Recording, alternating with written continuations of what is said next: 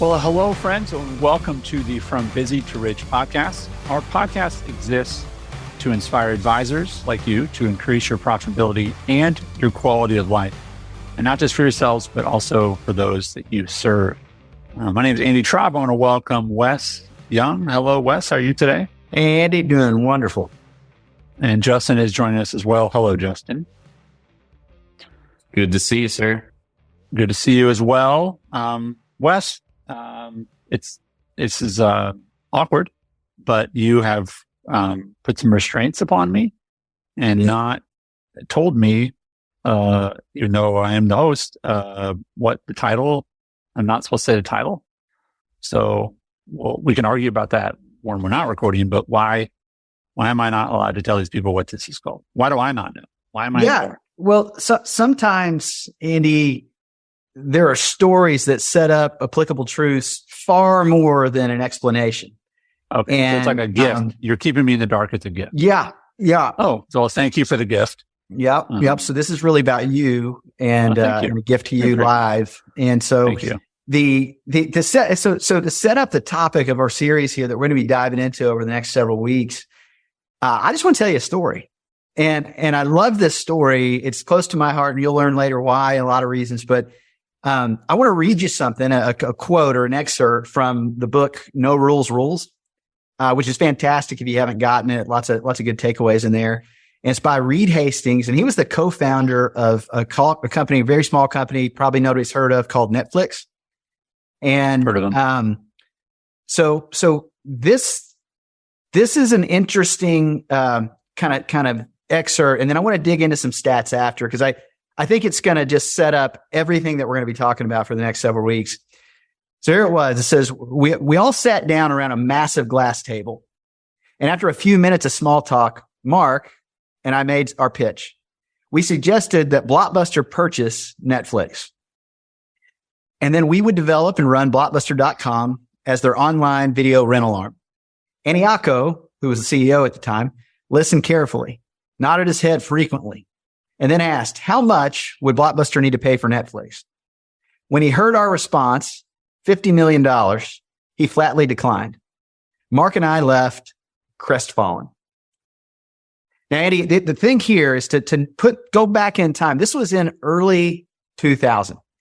So right around the dot-com first crash, and things were interesting. And Blockbuster at the time was a $6 billion giant that dominated the home entertainment business with almost 9,000 rental stores around the world.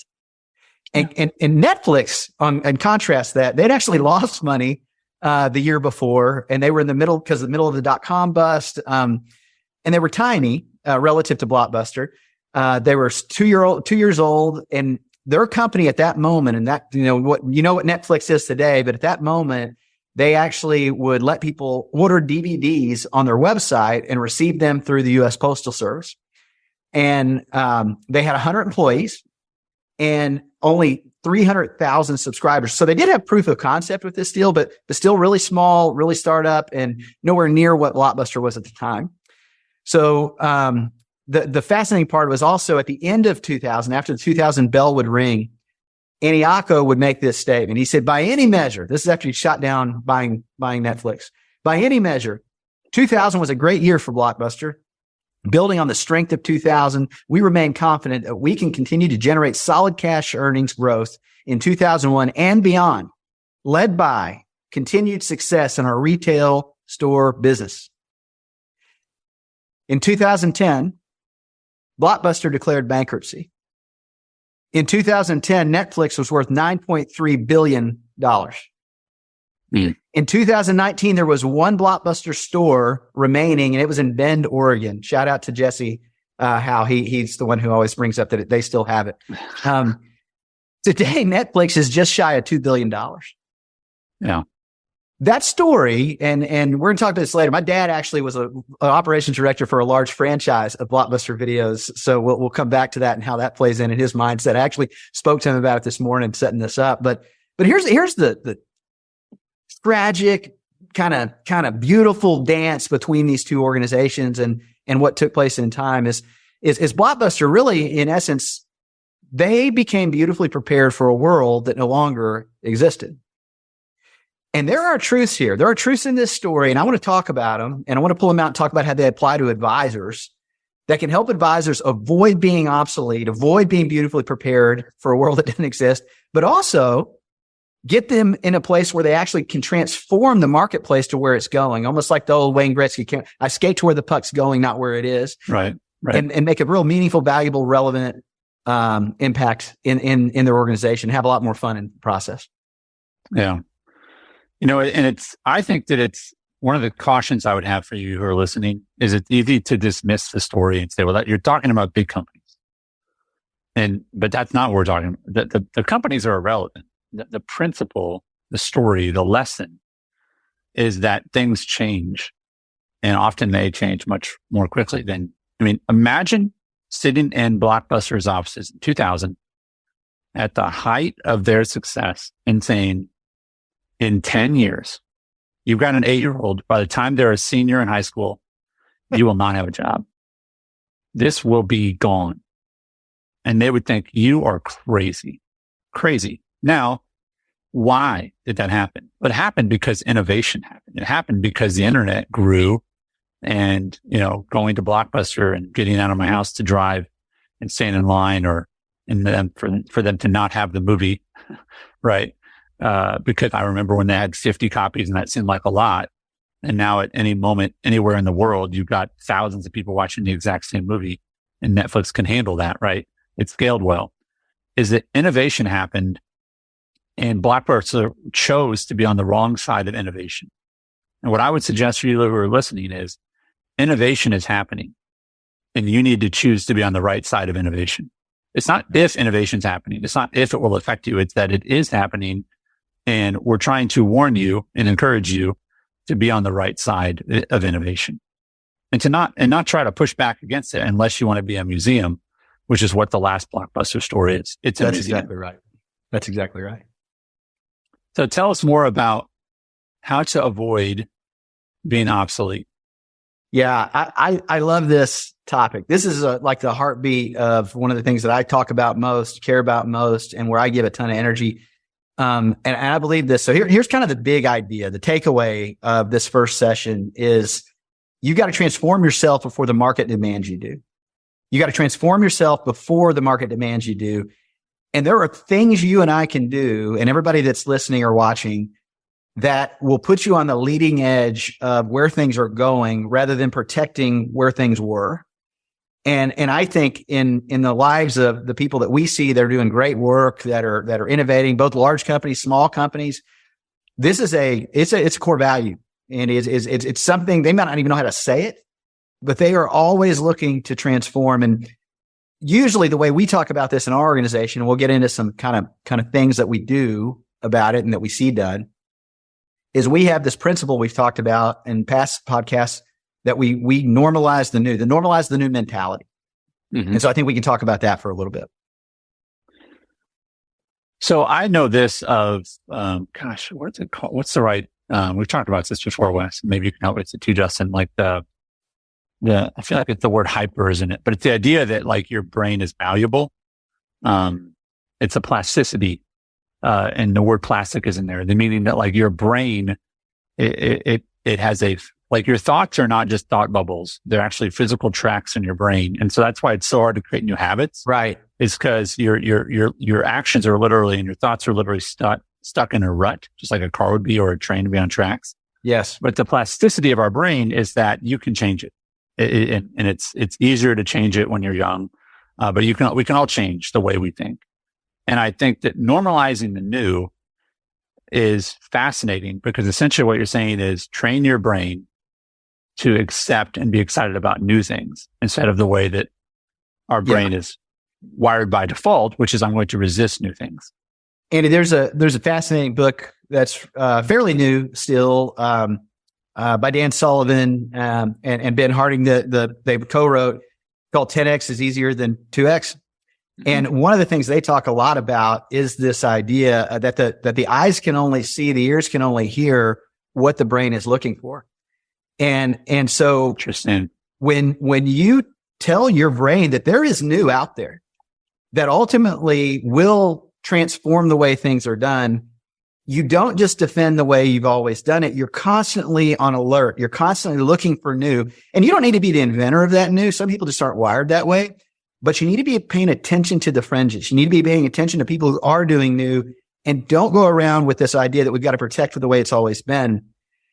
When it comes to normalize the new mentality, we always language it this way when we're going through our class, because Transform, our class that we teach, and the community that we have around it, is all about this one thing, that different isn't always better, but better is always different.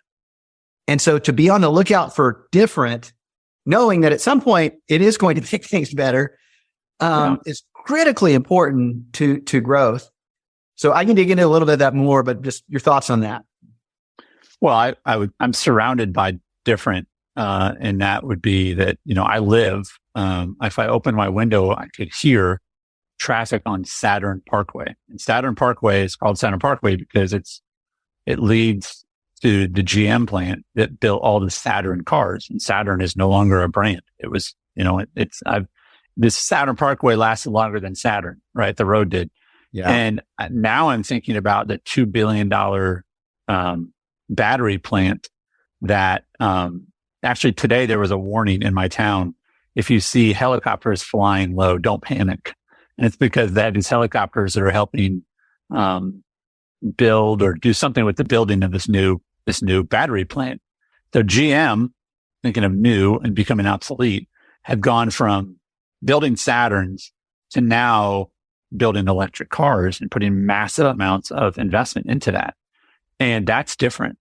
Yeah. And for a while they tried to, and I think there's a documentary, actually you've seen it, or Justin, you've seen it, called Who Killed the Electric Car? But they resisted it a long time. And now they're like, okay, we can't resist this anymore. It's happening. And people have all different kinds of opinions on electric cars, and I don't own one. But the point is, if you're not open to change, then, you will become obsolete. Yeah.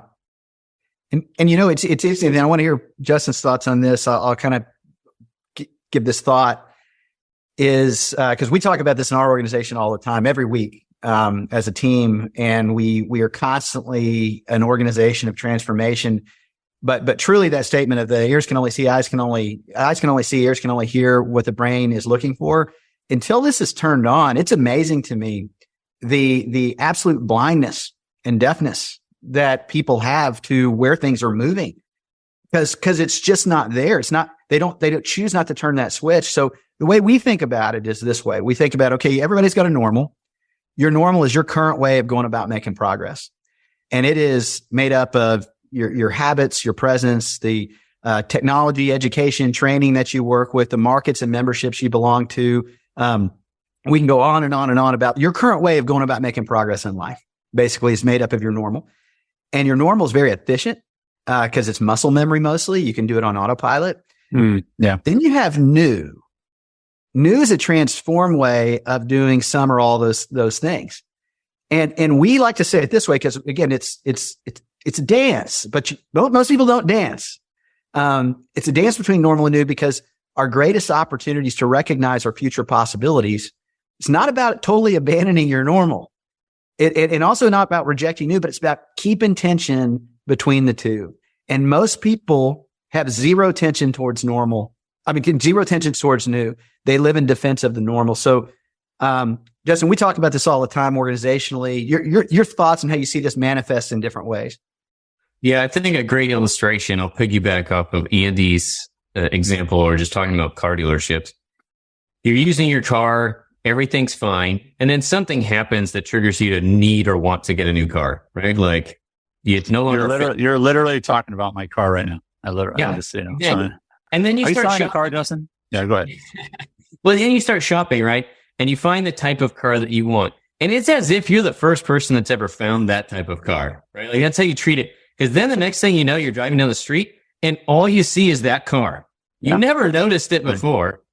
But you were completely closed off to that car even existing because it didn't fit your model of what you had going on. It was new for you in how you were operating. It wasn't relevant to you. Yeah. Into it.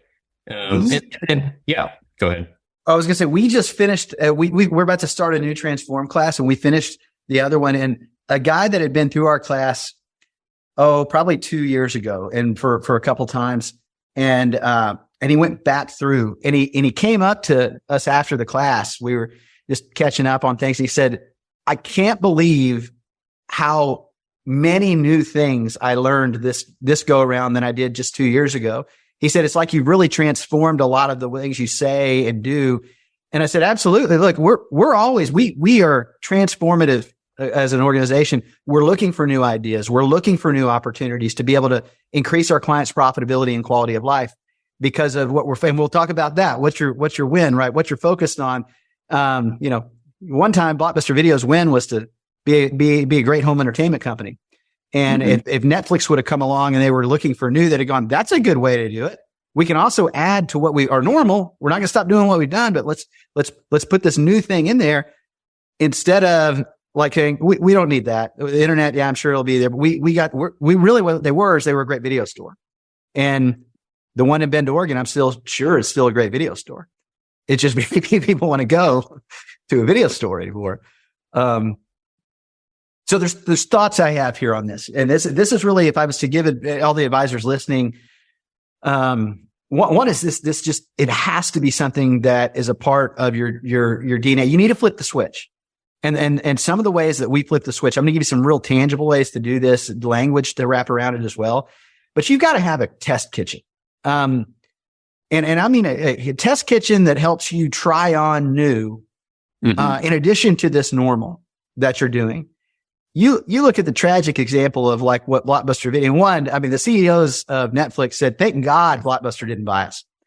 One is because their type of mentality they had was so stifling in the innovation lens that they would have probably prevented us from actually continuing to evolve into what we've ultimately become.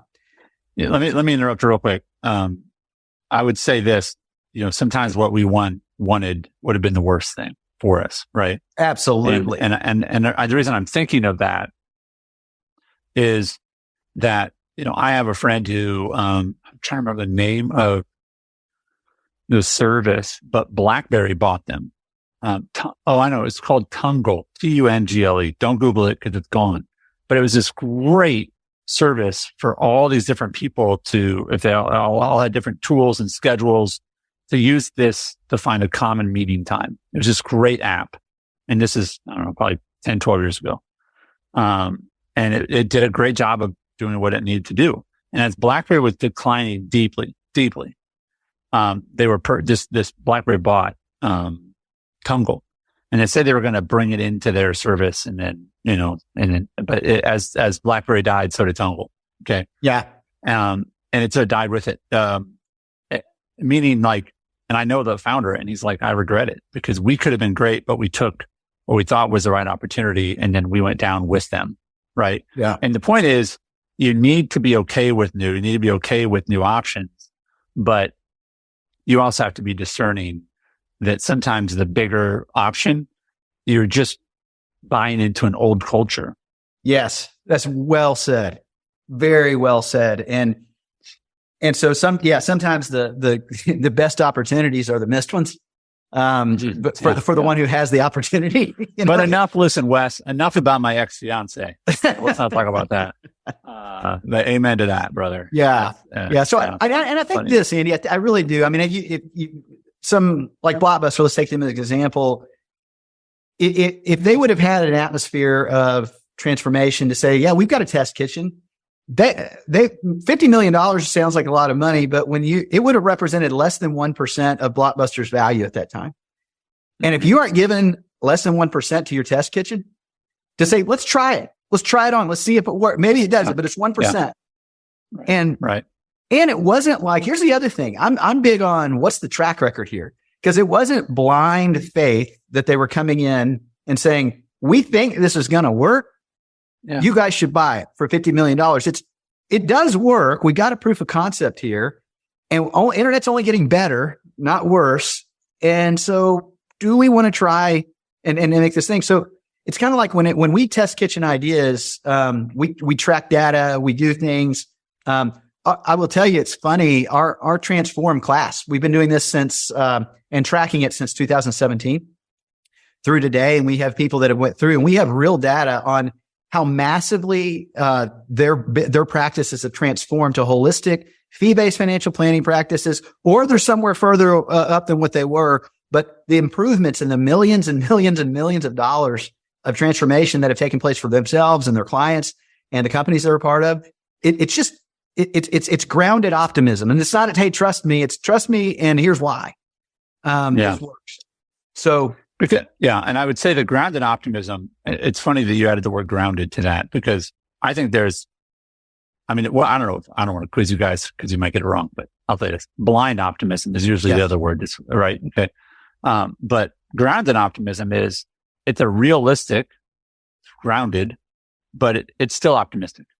Right. You can be a grounded pessimist, and you're right. Yep. Congress doesn't get very much done. Yep. Somehow people get elected making $80,000 a year, and after 20 years in office, they're millionaires. How does that work? You know what I mean? Like corruption. That's how it works, right? Yeah. But my point is, you could have grounded optimism. Like you could say, listen, you could be realistic, but also be realistic that there's opportunities all over the place if you're willing to pursue them. But here's my challenge and my question for you. I believe, and you can argue, that our nature, by default, does not like new.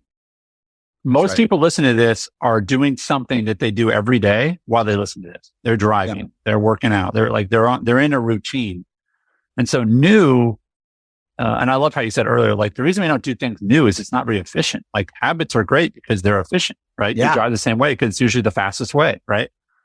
So how do you challenge your normal with new in a systematic way, other than like, go do it? That's not a plan, Wes. Give us a plan on how do you challenge the normal with new. I'll give it to you. Because the alternative is you're going to be playing catch up at some point, and it's going to be after a crisis has taken place, or you're so far behind, and it doesn't have to be that way. So here's a great way. Okay. This is like the to-do of all this. The word I would use, and we'll break it into 4 specific distinctions that just help you understand how this divides up into pie, is you've got to challenge your normal with new. So one is that's on your calendar. Where's your new time? Because you got a lot of normal time. You got to run meetings. You got to do the things you normally do, but you need new time. New time, I divide into 4 areas. Okay. It's cultivation, resolution, orchestration, and execution. And just real quick, Andy, what I mean by those things, and we can come back and talk please. Yeah. Cultivation is an agriculture term. If you think about, we're cultivating the ground to bring forth something we plant. And so cultivating new ideas, there has to be some source that that you're plugging into that regularly challenge your operational assumptions about life, that are regularly stirring up new ways of thinking about things. So that could be as simple as podcasts you listen to like this one. It could be, conferences you go to. It could be the classes you engage in, like Transform or Elite Advisor Network. Go to a conference. All the things that we do. You think back, Andy. We don't know each other unless we meet at a conference, right? And we don't. We don't have. I don't know what we're at. 40 sessions now in our podcast here. So. But you got to have something that's cultivating new ideas for you, and books you read, all these kinds of things. And you need a parking lot. Like, you can't do everything. So just have some electronic system that you're constantly taking out. Oh, that's a cool idea. That's a cool idea. Not that you're doing all of them. Not that you're it's like the buffet. Can't eat them all. Right. And that's where we get to resolution. So resolution is a decision to do or not to do something. And so regularly, not just once a year, like New Year's resolutions, regularly, you need to be taking stuff out of the parking lot and driving it. You got to say, okay, what are we going to integrate in? Or in some cases, stop integrating in. What are we going to let go of? Right. That we think can move the needle the most. And so that's actually picking, because we hate to pick. We hate to pick things, because if I pick, it means if I talk about all the options and ideas, we need change, we need innovation, and look at all these cool innovations, but I never actually pick. It's as good as me not doing it. And then orchestration means you're putting it on the calendar. You're physically saying, okay, we have this idea that we've picked. We've come up with 1,000 ideas. We picked the 2 that we think are going to matter most. Where do we actually implement these on the calendar? How are we going to take these from, and this is the big one, Andy, it's because right now it's new. And as you said, new requires different energy. It's different than my normal. I can do my normal on muscle memory. I can just autopilot. Yeah. Because I've got to consciously think. It's exhausting in the beginning and inefficient in the beginning. How am I going to take, what's going to be on the calendar that's going to get this new idea to normal as fast as possible? Right. And then last but not least is execution. And that's where you actually check in with yourself weekly to say, how's this going? And what course corrections do I need to make? Because as you try and integrate new, you learn. And you figure that you see things you couldn't have seen before. So those are the big pieces that we have regularly as a part of our organization. So any thoughts or feedback on that? Well, and I don't want to screw up your 4-part thing, but I think maybe part of this is maybe execution. Part B is iteration, which is you execute on it and then you say, like we hosted a webinar, 2 webinars yesterday. And I told the people at the second webinar, I said, hey, by the way, this one's always better because the first one is, like, oh, we'll do this better. Right. Meaning you iterate. I'm working on a guide right now on the 5 levels of commitment. That like I look at the first version of it and it's literally embarrassing. Like I will not show you the first version of what this thing looks like. But by the 5th version, I'm like, this is awesome. So when something is new, whatever that might be, give it time and space to iterate.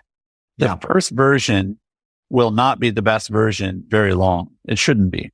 But for a moment, it will be your best version. You should be proud of it. Version 1. Great. What's the best thing about version 1 is that you can learn a lot from it. And version 2 is probably twice as good.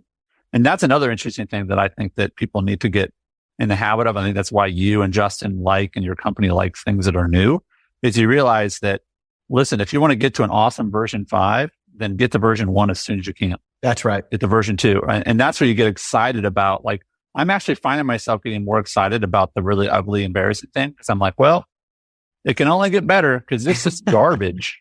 This is horrible. That's right. But it has to be horrible first. Right. Yes. And I get excited. I'm like, here's something else horrible. But what's the next version? Better. Right. Dan Sullivan talks about that when you have a new idea that you want to go after that you've never done before, you don't have the competence and ability to do that idea.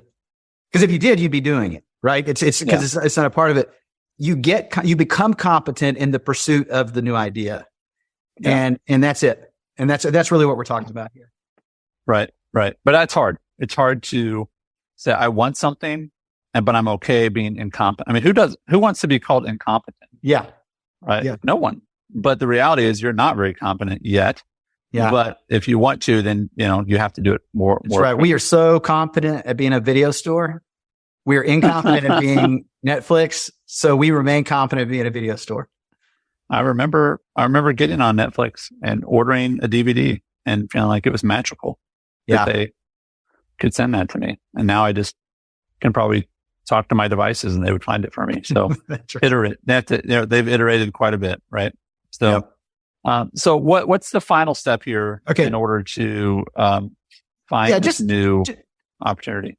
I would just say this: just imagine what things can be like a year from today. If you take this one idea, and for many of you, you kind of live this life a little bit already, but maybe some of you that do this, you just need to put some more guardrails around it. You need to actually schedule this in your calendar and talk to somebody about what is your cultivation, resolution, orchestration, execution plan right now. And then when are you going to check in with them on it? Some of you, this is hard for you because you've done this well. You've done it well for a long time and you're defending the normal. You're defending the way it's always been done. And you're smart. You understand this, that the world is going to be different in 2 years than it is right now. You might not be.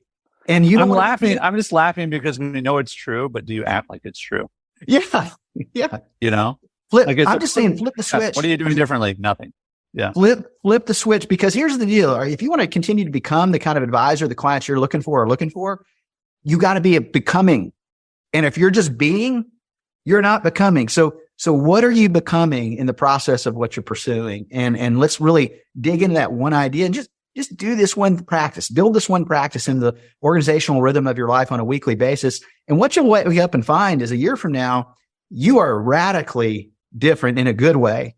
You are on the, and again, you don't have to be the person that comes up with all the ideas. I don't want to say that unless you're an idea guy, that's fine.